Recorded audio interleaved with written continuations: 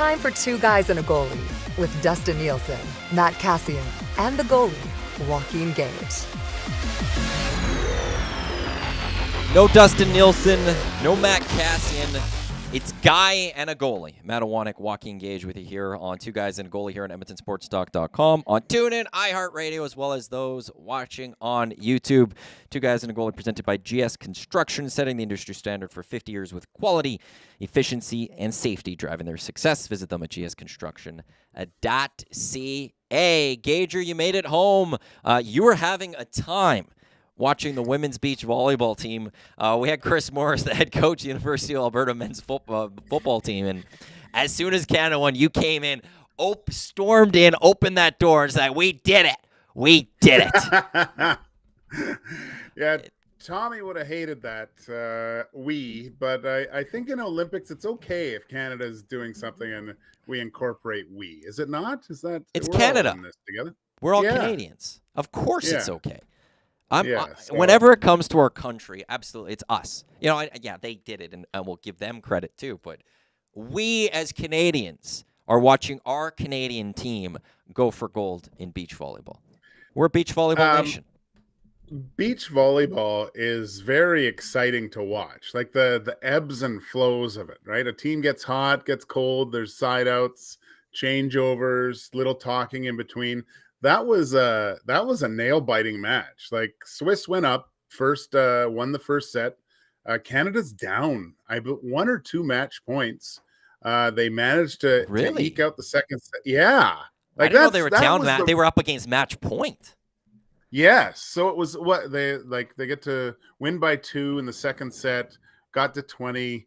U.S. was up 20. I think it was 21-20, and then Canada rolled through. Won the second set and bullied their way in the third set to the victory. It was great. Melissa and Brandy, I believe, Brandy Wilkerson, and unbelievable. They were the shots they were making. Some of the rallies were just awesome. You get fully ensconced in that. Great job for them. Hopefully they can. It's nice to be able. They're going home with a medal regardless. And I think you mentioned, I just heard the latter end. They were, I think they're ranked 7th in the world right now. So a little bit of a surprise getting past. But, these one match to win the gold, that's good for them. That would be fantastic. Well, it won't be easy. They'll be getting either Brazil or Australia. They take to the, is it a court? The beach? I don't know what it would be, because it's not on the beach. It's not on the. They take to the sand. Yeah. They take to the sand at 1:00, and then the final for anyone interested tomorrow 2:30. 2:30 tomorrow in the afternoon. So a great way to just kick off your Friday, watching some women's beach volleyball, and it gives you time to watch the breakdancing a little bit earlier, because I think breakdancing gets going. But that's the fun stuff about the Olympics is you get these other events and these teams or these individuals that suck you in, and look. Couple days ago, we were pissed off about the Canadian men's basketball team, and we've already forgotten about them in a sense, because we go in, and Rogers wins the women's hammer throw. Now we're all in as a nation behind this duo for beach volleyball. It's easy to forget about the flaws or things that didn't go your way to jump on board with something else that you're rolling with, and it's just great to see Canada in beach volleyball final against Australia or Brazil. Yeah, and I mean, going up against the superpowers a little bit. Obviously, it's a little bit skewed. I think the medal count, Maddie, just because there's so many medals available in certain sports, like the pool, mostly dominated by U.S., China, and Australia, I would say. But I think their medal count is inflated a little bit because of that sport. But Canada trucking along right now with 20 total, I believe, in the medal count, with 6 gold, with the opportunity for a few more. This is amazing for that. We're a huge little country in respect to everyone else, right? Like, we're large landmass, low population. I just love it. And what you said, you're fully invested in a sport, and maybe it lets you down a little bit, but the beauty of the Olympics, a 2-week event that you can just jump on board to something that you only watch every 4 years. but how do you not get swept up in gold medal fever?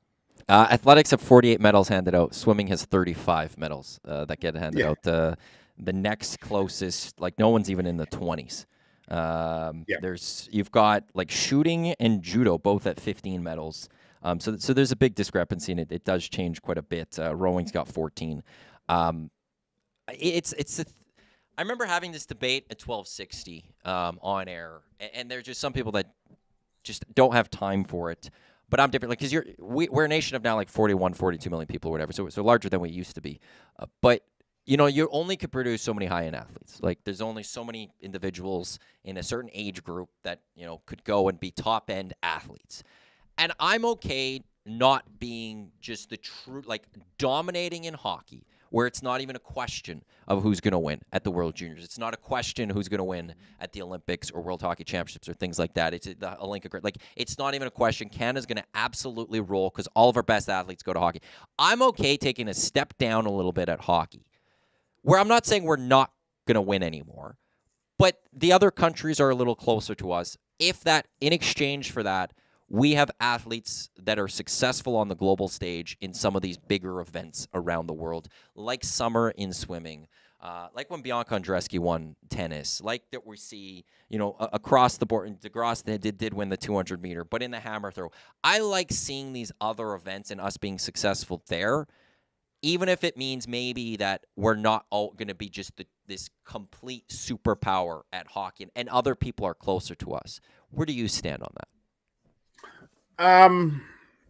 That's a great question, man. Well, let's look to the Hlinka. Okay, I'm just singling this out, but and don't get me wrong, I love the broadcast of the USA, which I would consider a superpower in hockey these days. Like, they're on the international stage, there's always a chance that they can come out on top. They're playing Germany. It's a it's a complete blowout. It's not enjoyable to watch, right? Again, don't get me wrong, I love the Dustin Nielsen, Craig Button travel show of them talking about going to Halifax and hanging out. I think there's something there, but it becomes difficult for a broadcaster. I don't want to watch that. I would much rather watch Canada obviously win, but I want it to be competitive. I want to be fully engaged. Sure, it's great if your country wins, but it's not if they blow the other team out. You're not fully into it, so to speak. So yeah, I'm fine with it. I'm fine with hockey being on a more level playing field, just everyone having a chance. But then these other sports just coming along, a hammer throw. Who would have thought that we have the top two hammer throws? Yeah, maybe it's the curling background and having the hammer. I don't know what it does.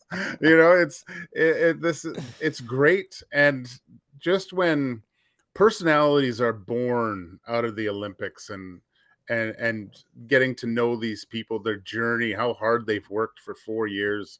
I love the whole aspect of it. I hope they enjoy themselves. They're in a great spot. Speaking of, just the venue for the beach volleyball, like, they pan out sometimes, Maddie, and show the Eiffel Tower in the background while playing 2-person beach volleyball. That's tremendous. Those are memories for those athletes that they'll never ever forget. They gotta sometimes just back out and pinch themselves and see what they're doing. By all accounts, from a lot of people over there, this is actually turning out to be one of the best Olympics ever done. Not a lot to be upset about. There's a few things like the marathon swimming and stuff. But yeah, but don't you? Let me ask you this, Matty. Okay. Remember when the Vancouver Olympics? Yeah, that was, to me, that was the best. That was at its height, the Olympic feel of it, because it was home. But I know we're obviously not in France, but I feel that's the same way for now in Paris and in France, where there are some hiccups. Obviously, the Seine.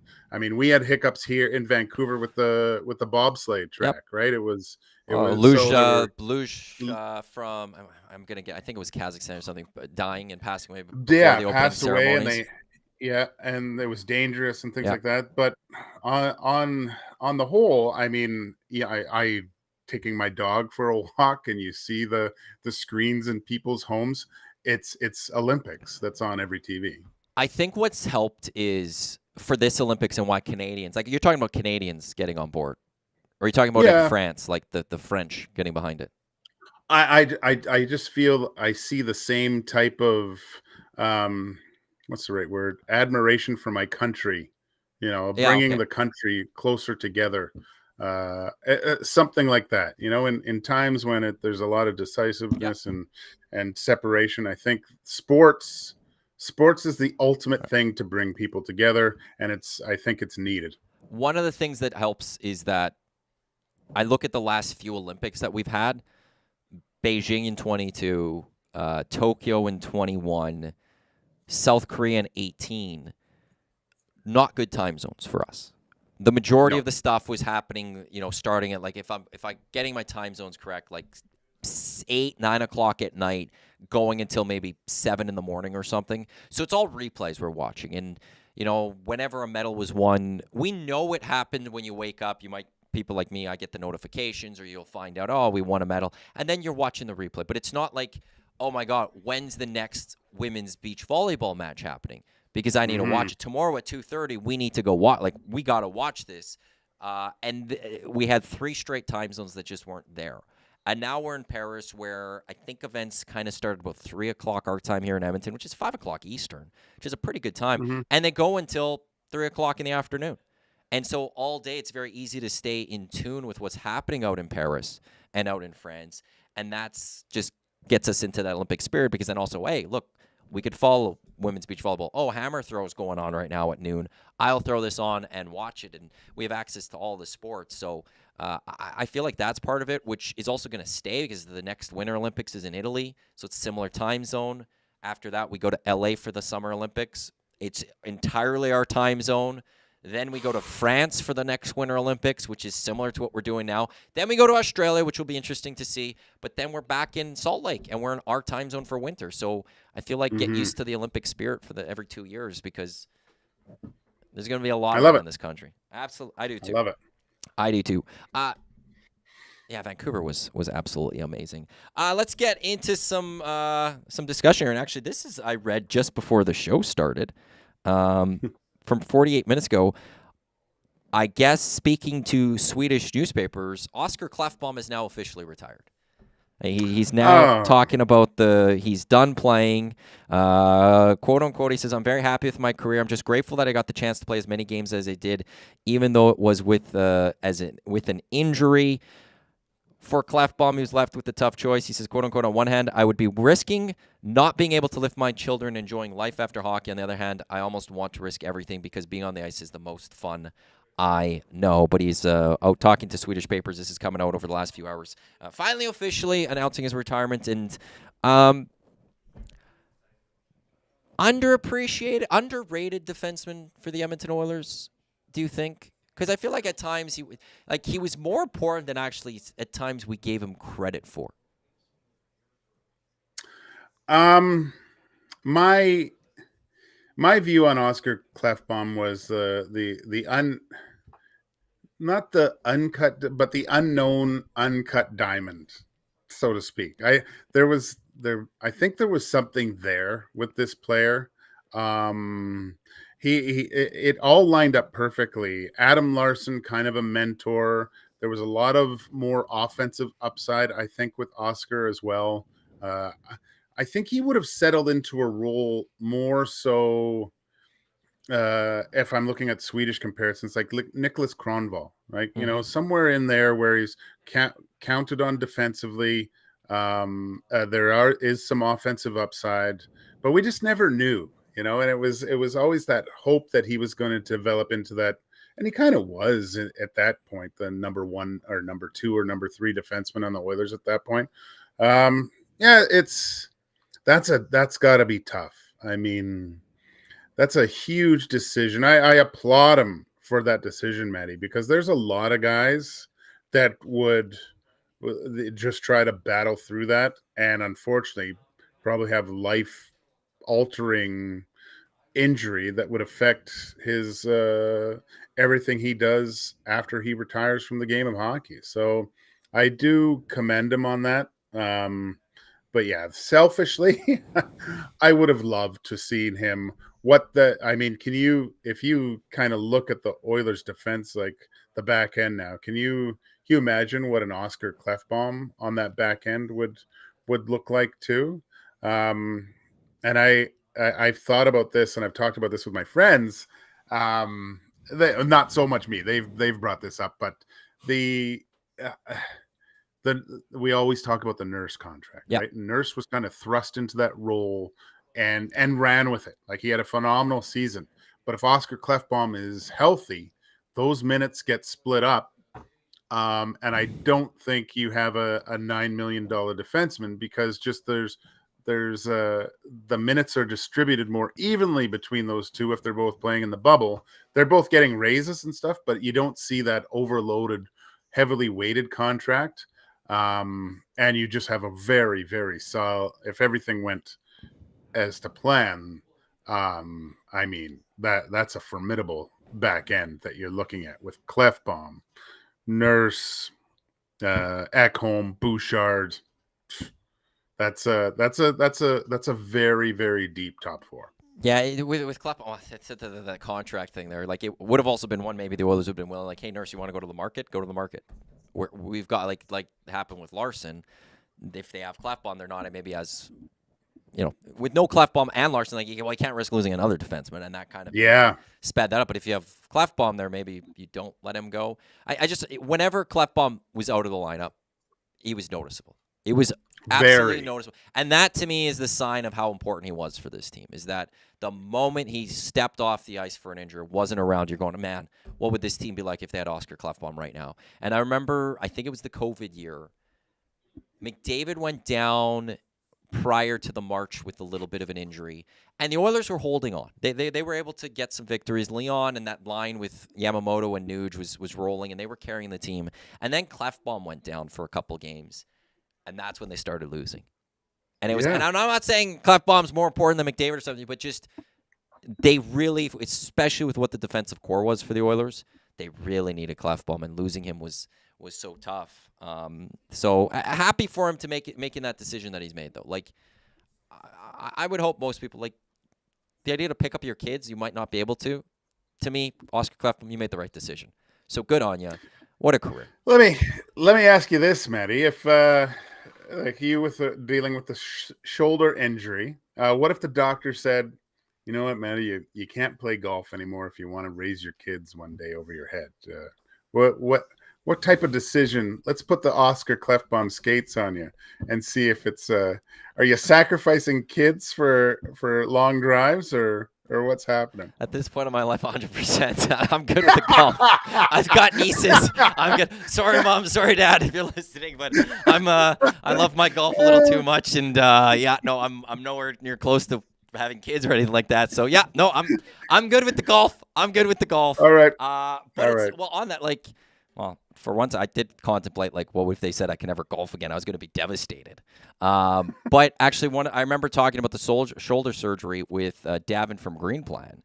And he says he's been having a little bit of a banged-up shoulder. But a little different here. He says he hasn't gone to surgery because he can't, take care of his kids while he's recovering from that surgery. It's just you got to be able to pick up your kids and all of that. And you can't do that at that moment. So, I'll take golf. I'll take golf. Okay. Here. Is that the answer you were expecting? No, yes. Okay.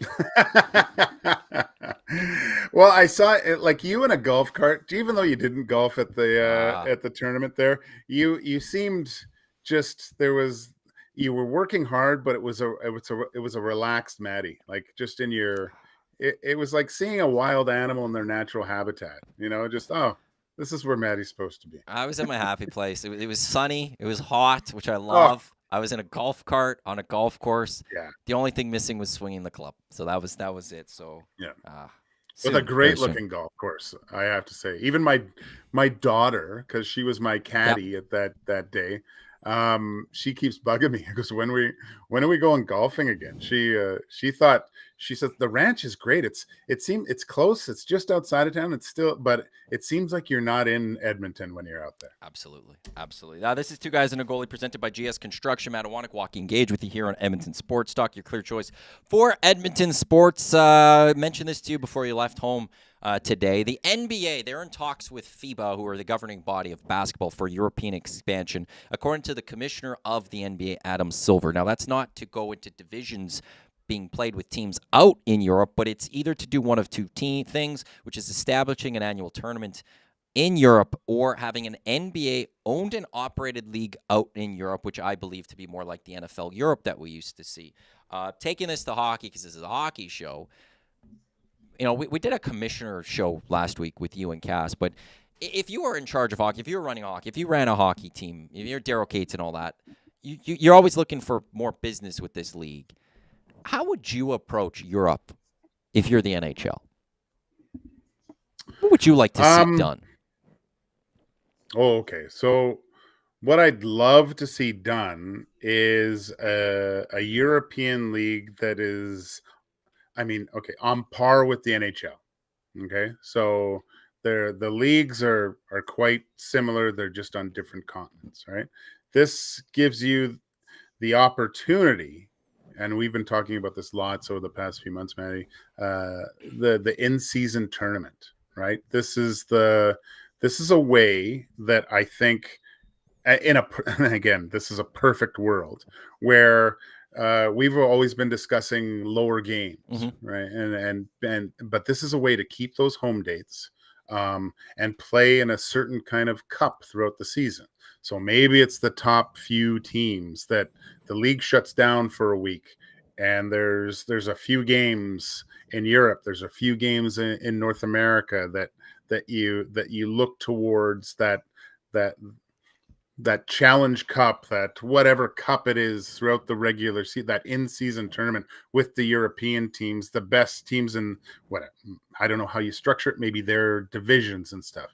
And then at the end of the year, like closer to the end of the year, they obviously separate and do their home league playoffs, but there's also something else to play for throughout the league. That, I think that would be the best of both worlds. Will it ever get to that? It very difficult. Obviously the NHL is the caliber of player is a lot higher than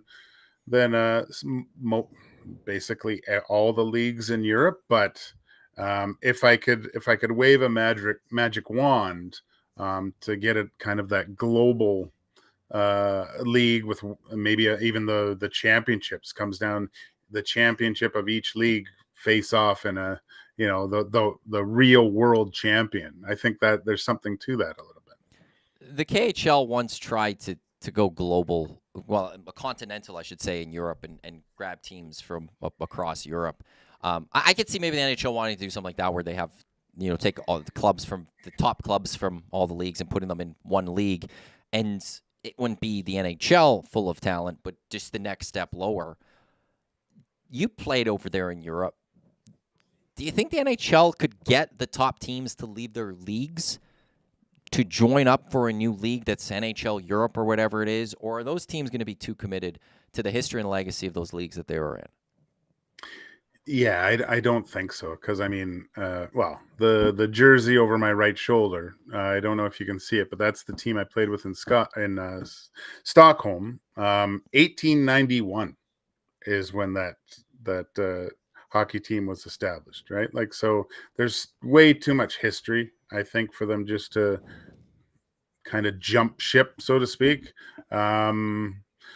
But look at the oldest and best hockey tournament on the planet, the Spengler Cup, over 100 years old. The top teams in Europe go and play in that tournament, right? And it's been going, like, there is something there.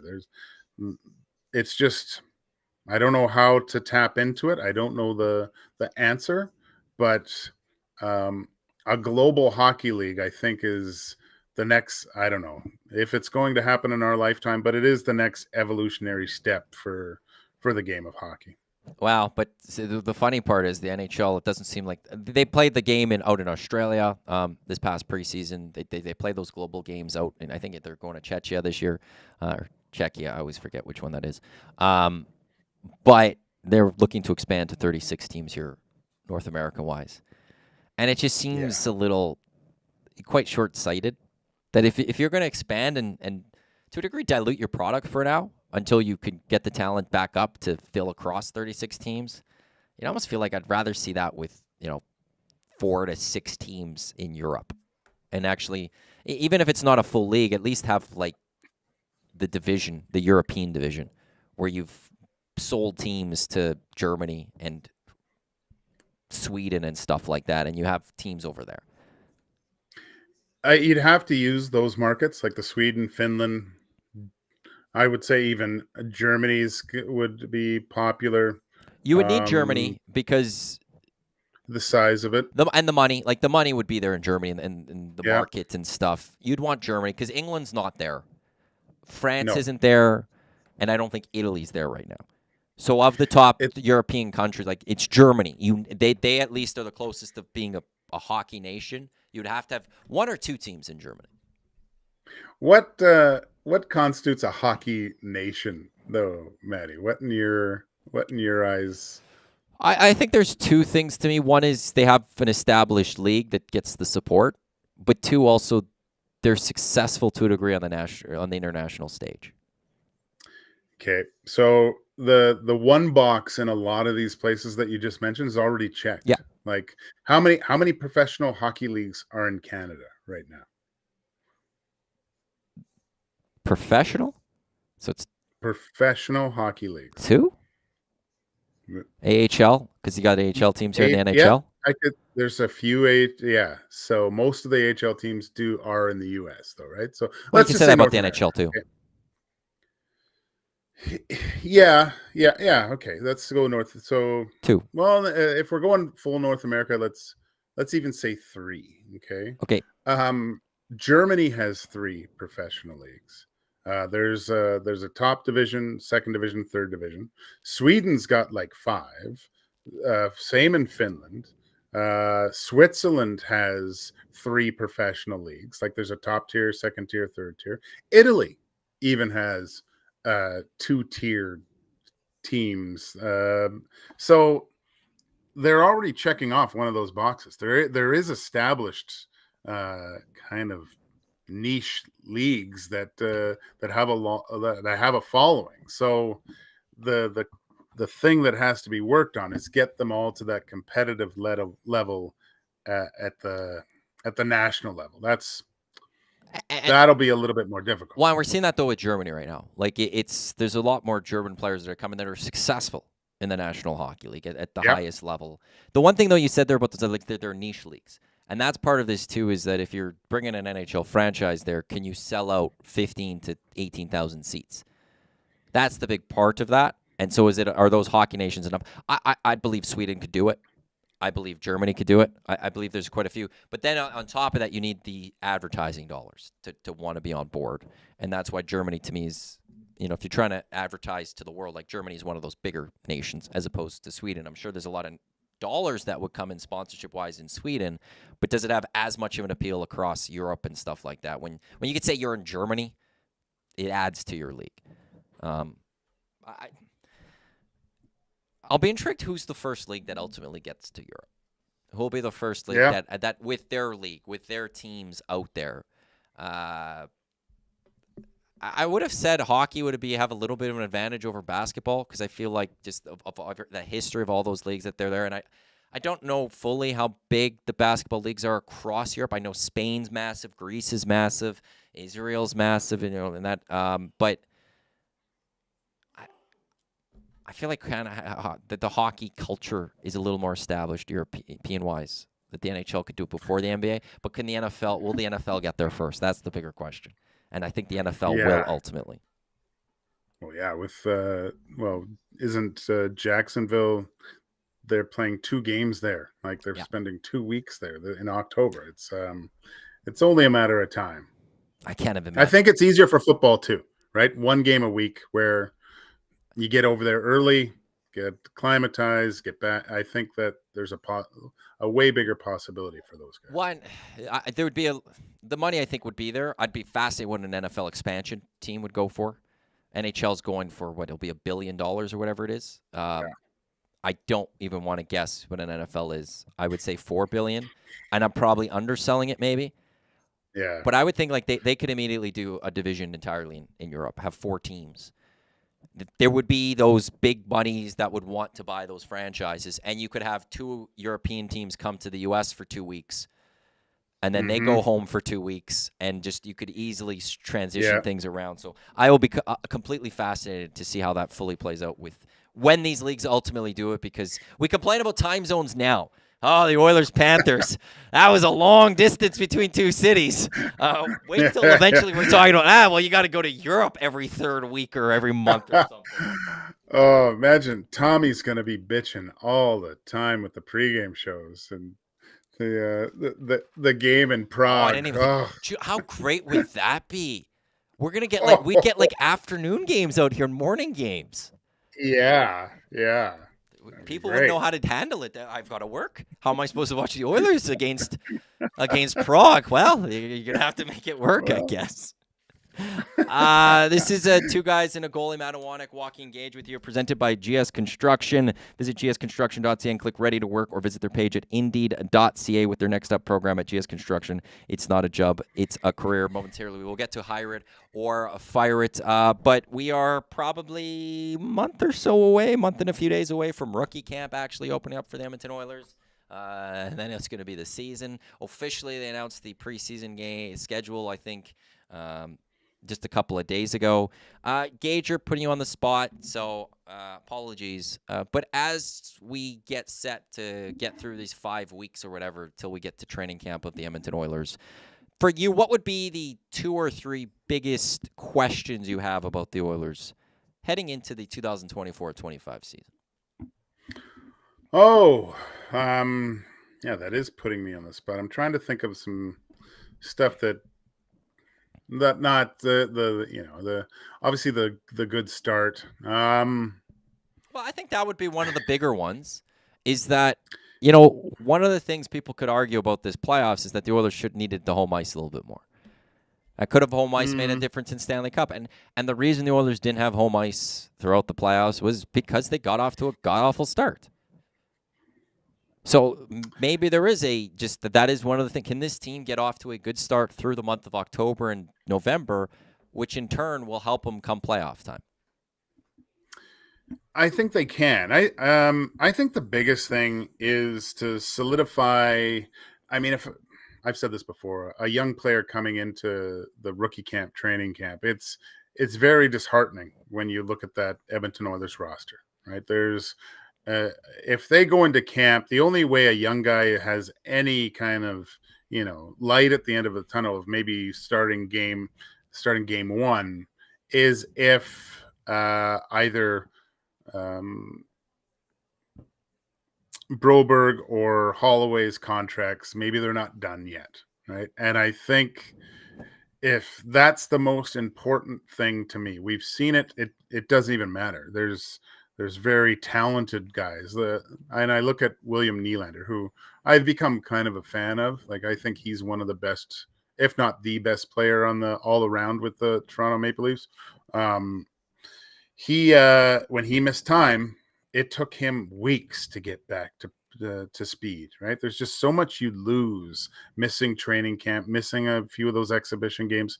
Once the regular season starts, it takes a while. And for younger players like that, just establishing themselves, both of them having their best, showing their best of what they can do in their professional careers over the last, 8 months. I think that's the most important thing to me, to have a full roster starting game 1 of 82 for the Edmonton Oilers. I think that's the most important thing. And hopefully a healthy roster as well to start with that, because that we saw if we want to break down last season's start, part of it does come to Matthias Ekholm wasn't healthy.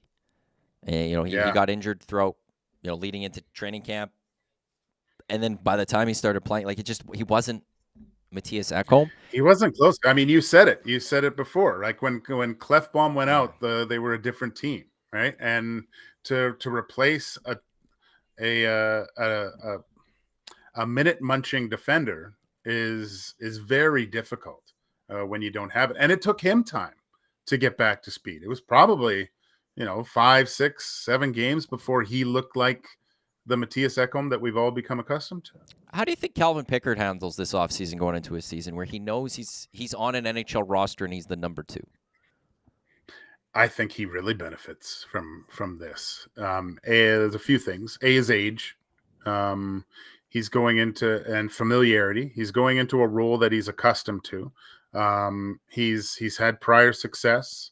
The relationship with the coaching staff, training, working on things, knowing that, and I put this at the forefront, knowing that you're going to be counted on in crucial parts of the season. Not just, you're not playing against San Jose every night. Those are the games. He's playing against top-notch competition. I think that's a challenge that he can embrace a little bit more. And look, he knows that Stuart Skinner's the man. I said it. I think Stuart Skinner's going to be talked about in Vezina voting this year, but you're going to he needs some time off and give some breaks throughout the year. There's going to be hot and cold streaks, and just provide what he's done. I mean, when's the last time that the confidence I have with the Edmonton Oilers, where they are in goal right now, I don't think I've felt this way in years. I can't remember the last time I was really confident. I think the last time I would have been confident, it didn't go well, would have been after the Oilers made the playoffs 16-17 with Cam Talbot. And then you go into the next season saying, hey, Talbot, look at what he did last year. Look at how well he did. Didn't work out in the end for a various number of reasons. But even Mikko Koskinen and Mike Smith, like, you have 2 goalies. You can say we have 2 goalies, but you never knew, okay, well, who's the guy who's going to be playing well? There wasn't that full confidence, I think, any season about either of those 2 guys. That would be the ones. I don't even think there was confidence going into Talbot's first year. It was just the way he played in that first year that gave the confidence for the second year. And then before that, Dwayne Rollison? Yeah. I think. You'd have to look back to even then, right? I can't remember. I mean, what are we supposed to do with our hands, Yeah, it's tough. And it was tough with Mike and Mikko, because they're both really good goalies, but they never, when one was going the other one wasn't. There was never, that 2-pronged attack. It was, you had to play one guy because the other guy couldn't stop a beach ball. And then when it faltered, the other guy went in, and it was never a true platooning style where they could both take a lot of the workload. It was they made the coach's decision quite easy a lot of the times, I think. Which, at least in one thing, it wasn't both goalies were going bad at the same time, and both. Yeah, there is that at least. But you're right. It was. Yeah, Mikko's playing poor. Oh, well, Mike Smith's here, and then Mike Smith starts playing poor after a month, but Mikko Koskinen somehow figures out his game, and he gets going. Yeah. Let's get to Hire It or Fire It, which is brought to you by GS Construction, who are hiring now. Become part of their great team today by visiting gsconstruction.ca, or their page on indeed.ca. For the past 50 years, the foundation of GS Construction has been built on efficiency, quality, and safety. Take your career to the next level. Join the team, GS Construction. I mentioned that the Oilers and the NHL officially announcing all their preseason games. The Edmonton Oilers announced there's 8 games. I think there's one of those days is a split squad between Calgary. 1 game here, 1 game in Calgary. Gage, you're hire it or fire it. The NHL should put in a rule that teams can get a maximum of 4 preseason games. No more. Hire it or fire it. Hire it. I mean, 2 is enough in most cases. If you don't have your lineup solidified, and maybe there's a few spots open, shame on you as a management of your organization. It's too much. It's unnecessary. I don't know. You don't really get a good grasp of what you have until players are playing against NHL competition anyway. How many times, Matty, over the last few years, we've had these guys going into camp and coming out, and we're thinking, oh my gosh, this guy's going to win the scoring title this year. Look no further than Dylan Holloway. Dylan Holloway's had great training camps, but it doesn't always, once you get a full NHL rosters, the game changes completely. And they play enough as it is. It doesn't matter. How many games do you think it takes to get ready, though? Because you said 2 is enough. Is that enough for NHLers to come from a summer and get going for an NHL season? Yeah. Yeah? For sure. Yeah. Okay. Yeah. I mean, you're going through the training camp, usually 2 weeks. It's quite intense, working on things, getting your game together. The whole, guys are on the ice in the summer. They're put in game type situations. Look, if everyone's just playing 4, you're all starting from the same place anyway. And not all teams put in full lineups. Maybe by game 8 they do have a full lineup, but even then you're seeing rest for those guys. If Connor McDavid and Leon Draisaitl play more than 2 games in the preseason, that's a mistake. So bring up there should be this should be a big roster at training camp. Oh, so you don't have to I'll go play a game. Throw me in there, whatever. I'm going to the Olympics for this next one. I can't remember who I was having the conversation with earlier this week, but maybe it was you even. Hire it or fire it. Rather win a bronze than lose a gold medal game and get silver. So winning bronze over losing for silver is hire it. Fire it is not. You'd still rather get the silver even though you lost the game and not the bronze even though you win. I'm going to fire it. And it's funny because up to a few years ago, I would have hired it. I thought it's gold or nothing. I don't know why you would want the other cookies, a silver or a bronze. But with over the last few years, I don't know if you know this, Maddie, I've watched a lot of F1 and realized the getting to the podium is a feat on itself, right? So of course you want the gold, but if you can finish top 3 and get on that podium. But the question, would you rather win? So you're going to win a medal either way, but would you rather win the bronze because you won? In those types or of would you rather win the silver even though you lost in your final game? So let's look at women's beach volleyball here. Canada's got at least a silver. So those 2 women, they're going to go out there. If they get the silver, it means they lost. Whereas if they played in a bronze medal match, it means they won. Which one would you rather have then? Bronze because you won or silver because you lost?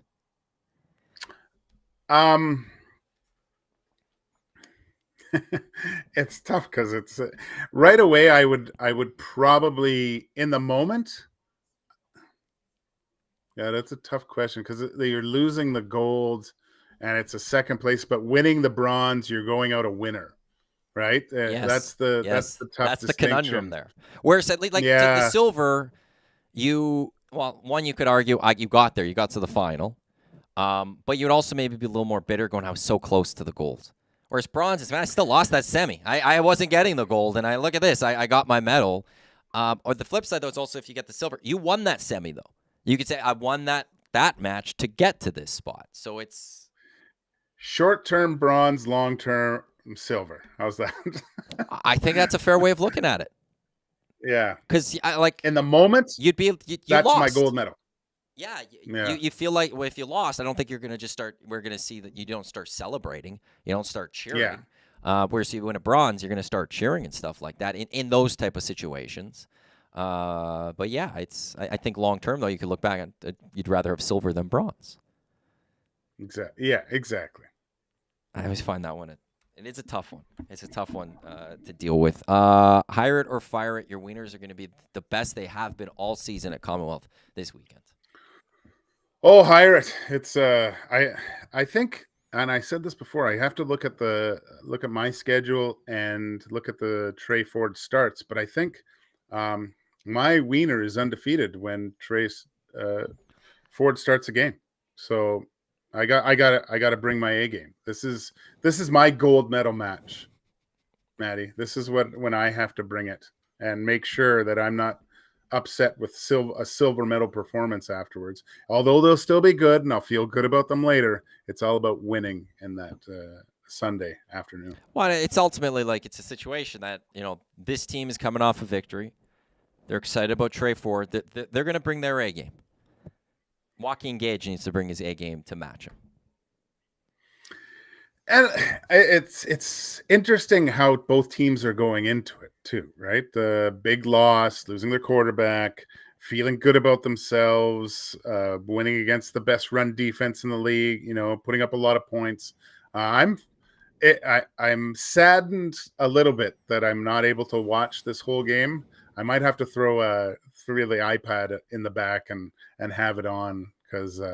But it's I think the Elks get their second victory of the season. I mean, it's time to win in Commonwealth, and I think there's a little bit more excitement around, even though it's just one win. The manner that they did win, and I mean, you could hear the Trey Ford chants in the kitchen, like on the concourse, when it got pretty loud at the last home game a little bit. So, yeah, I'm excited. I'm excited for Elks football. Well, and that's what I'm fascinated to see. Like, one, I always feel with this Elks team, like, if you're going to win games, and they've won 9 games over the last 2.5 seasons, it's not a lot, but there's only been 2 of those that have been at home. You know, like, if you're going to win football games, do it at Commonwealth, not on the road. You just won on the road. So now get one done at Commonwealth for your fan base. I will be fascinated to see the attendance of this game because it's 26 degrees on Sunday. That's the forecast. The fan base has been upset with Chris Jones. He's gone. This fan base wanted Trey Ford. He's in. This team just won a football game. There's an energy and an excitement around this team. Do the fans show up yet, or is it wait and see still? Because if you're right and the Elks win this football game, I think they go and beat Hamilton next week. And also, we're talking about 3 straight wins for this team. After that, they get Montreal, Calgary. Then they come home for that rematch of the Calgary game. And I don't know what that Labor Day rematch would be if this Elks team has won, let's say, 4 of 5. And Trey Ford starting. Like there is that path there. But do fans wait to see, is that the game they're going to start coming back? Or we'll see if they do come back? Or are we going to start seeing a little bit more people come for the Gager Dogs and watching Trey Ford this Sunday? And that's what I'm fascinated by about going into this game from a business perspective of all of it. Although I have to be completely honest, I think they're more fascinated with the Trey Ford experiment. Not experiment. Him being put into the lineup now, starting games. This is, I mean, there's billboards now with Trey Ford, finally, right? Like, this is, the time is now to have the next exciting young Canadian quarterback in the CFL.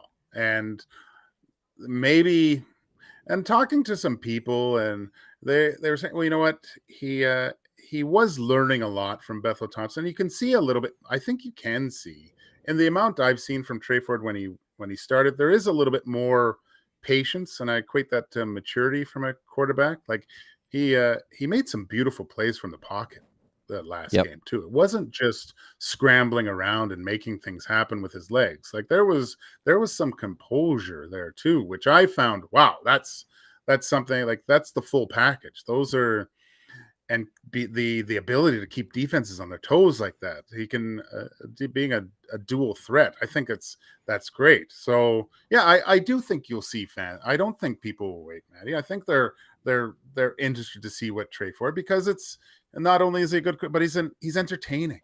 And bottom line, on a 26-degree day on a Sunday afternoon in Edmonton, when you know, in a month and a half's time from now, we've got longer coats and sweaters on. It's the perfect opportunity to go get some vitamin D and enjoy a sporting event. Perfect weekend for all that entirely, because you got Riverhawks on Saturday, 7 o'clock. Yep. Forecast for Saturday is 24 degrees. Sunday, 26 degrees. You can go watch the Elks. To your point, like, there's not a lot of time outside yet. We got Folk Fest this week. Then we go into Fringe, and then festival season's over here in Edmonton. Getting close to back to school. It's now or never for 2024 in getting that sun and just enjoying it type thing, because September will be here, and it's from a sports perspective, it's great. There's a lot happening. Training camp for the NHL's back. We get into the stretch of the CFL, NFL, NCAA, baseball playoffs get going, and soon it's the NBA. Just everything happens. But it also means winter's coming, and winter is here. And these times, as you said on the morning show today, just being able to congregate outside still together. They're coming to an end here for 2024, so go enjoy it and go cheer on the Elks. Go cheer on the Riverhawks. Go have a fun time. To Deskra in the Nasty Chat saying Sunday 5 p.m. is a terrible slot. No one will show. Actually, I think often these later Sunday games work well for people because it's not too late, but you still have your day to do a bunch of stuff on Sunday. You can still bring the kids out. they could get home, bed at a reasonable time still, even though it is summer and they don't have school the next day. They can stay up a little bit longer. And I remember FC Edmonton, their final season, they were playing 4 o'clock Sunday games in the second half of their season, and they're the best attended games that they had for that entire season. So I think the numbers actually show it's a pretty decent time slot. I feel people would rather have a Sunday at 5 o'clock than a Thursday at 7 o'clock. Easily. Yeah. I mean, I like the 5 o'clock. It does give you time. If it's a 2 o'clock, or it's right in the middle of your day, you're not able to get, if there's a few chores around or lawn care, you can get all that stuff done. Have a dog at the game, go home, shut it down. Tailgate starts at 2. It's a perfect time. Ugh. As you said, yeah. You got to go cut the lawn. You got to go do a couple other things. You go do that. You head to the game. You get to the tailgate. Boom. Or you could come to Century Casino Sports Bar and Lounge, where Jay and myself will be there for the Green and Gold kickoff show starting at 4 o'clock right here on Edmonton Sports Talk. That'll about wrap up. 2 guys in a goalie with the 1 guy in a goalie edition here at Edmonton Sports Talk. Gage, great stuff. Look forward to hearing you on the morning show once again tomorrow with Lieutenant Eric. And thanks to everyone for tuning in to all of our live coverage today here on Edmonton Sports Talk. Up next on the audio stream, it is a replay of the morning show with Gage, Lieutenant Eric, and YouTube Trev, who will all be back tomorrow, 6 o'clock in the morning. Gage, your beer of the week tomorrow. Yeah, it's amazing that I keep managing to weasel my way in there to sample the tasty suds of our fine breweries around the great province of Alberta. Great stuff, Gage. Thanks to everyone for listening. Enjoy the rest of your Thursday. We'll chat tomorrow.